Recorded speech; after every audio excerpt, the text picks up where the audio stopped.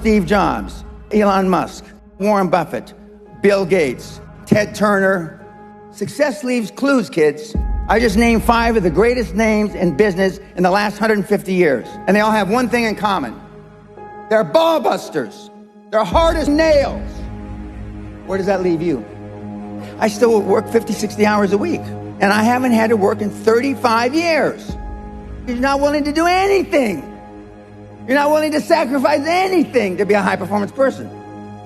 I don't want to be like that. No, most people don't. I want to be liked. Yeah, well, see, you want to fit in. I'm the only speaker that you're ever going to hear that really, with all his heart, doesn't give a shit. If I leave here you liking me, I did something wrong.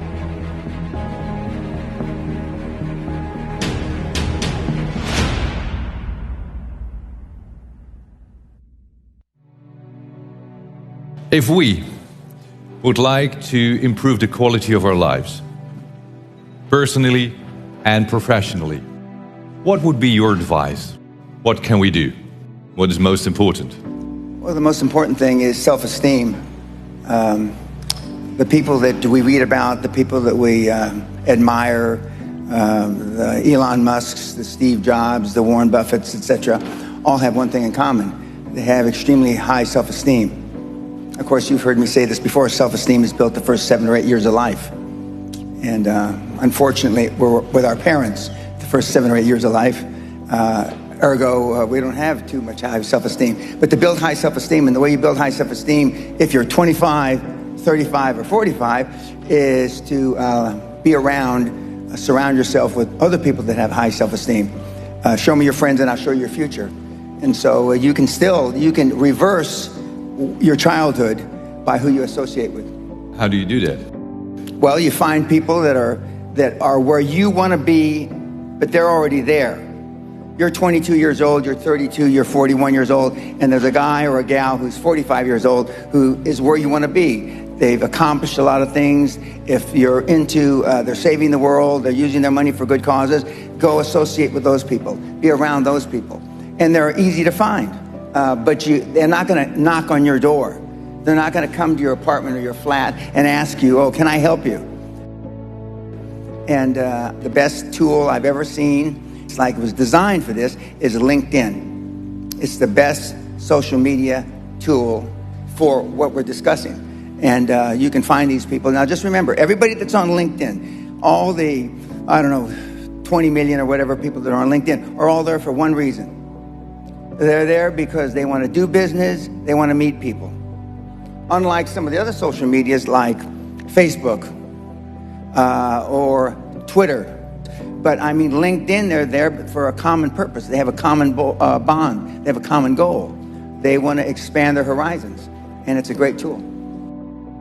I had self-esteem. I didn't know till I got grown up and was an adult that everybody didn't have self-esteem. I didn't understand that. I didn't realize that everybody didn't have self-confidence. I didn't realize that everybody didn't have self-worth. Gallup did a poll in 2016, worldwide, 87.6% of all the people on the planet. We'll just round it off. 87% of everybody that walks the face of the earth, 7.65 billion people, are unhappy. The high-performance people, the one thing that they all have in common is they're hungry. Hungry for a better life. Hungry for change. Hungry for the tough love their parents didn't give them.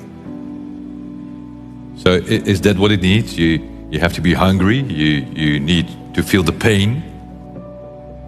Growth only comes through pain. No pain, no gain. It's the same in life.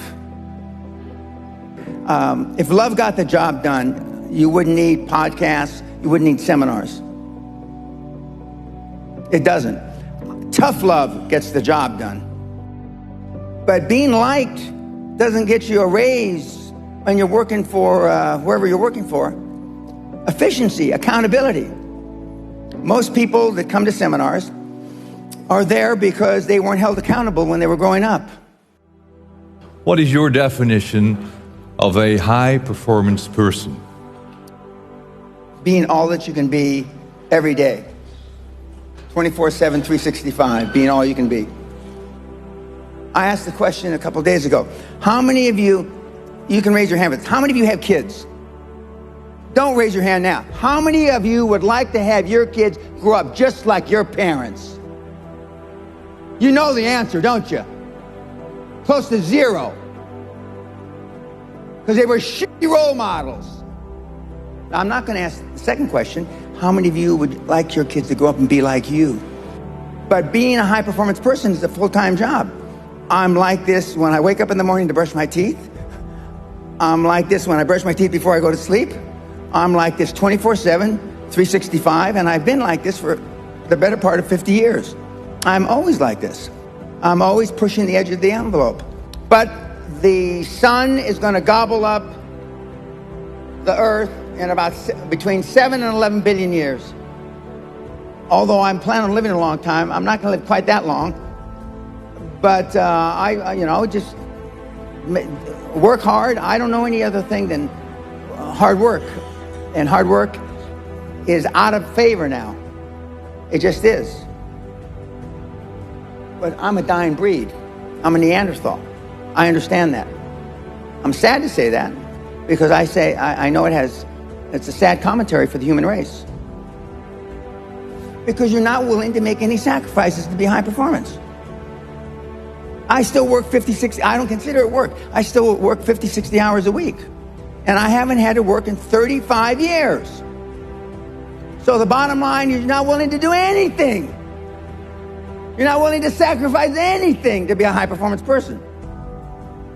It sounds strange in hindsight. I found making $450 million easy. Easy. And I wanted to do something more with my life.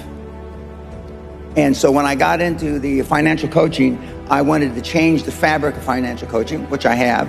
And I wanted to be known as and now that's what they call me, the greatest of all time. But this was just me flapping my mouth 25 years ago. Now I am the greatest of all time, vis-a-vis creating wealth through people like yourselves. And I wanted to leave that legacy. And I wanted people like, I'm from the barrio, I'm a real rough background, been in jail 5 times, did a lot of ugly things. But I'm glad it happened to me because I know what the other side, like some of you have never been kicked in the teeth. I know what it is to be kicked in the teeth and my teeth be on the pavement. I know what that feels like. I know the humiliation. Forget the pain. You get over the pain. I wanted the poor kids to understand that they had a methodology. There was a methodology used by one of them that was once poor and got in a lot of trouble. You can do it if you want to do it bad enough. The operative part of that little description is if you want it bad enough. Muhammad Ali, arguably one of the greatest fighters ever, he was talking shit since he was 14, 15 years old. I'm the greatest. Before he ever had a professional fight. My father said, if you've got something in your mind, it should come out of your lips. The squeaky wheel gets the grease. And you've been taught all your life not to ask. You've been trained, keep your head down, don't embarrass yourself, don't embarrass the family, don't say things that may not happen. And I do just the opposite. I tell you to set goals beyond your lifetime. I tell you to set goals as soon as humanly possible. When kids come to me, they want to make $1 million, 10 million, and then when they've made 100 million, they say, Mr. Pena, we would have never, ever dreamt that we could create 100 million until we met you. You will never exceed your highest expectation. You will never exceed your highest, craziest thought. Never. That's a guarantee. But kids, you can have whatever you want.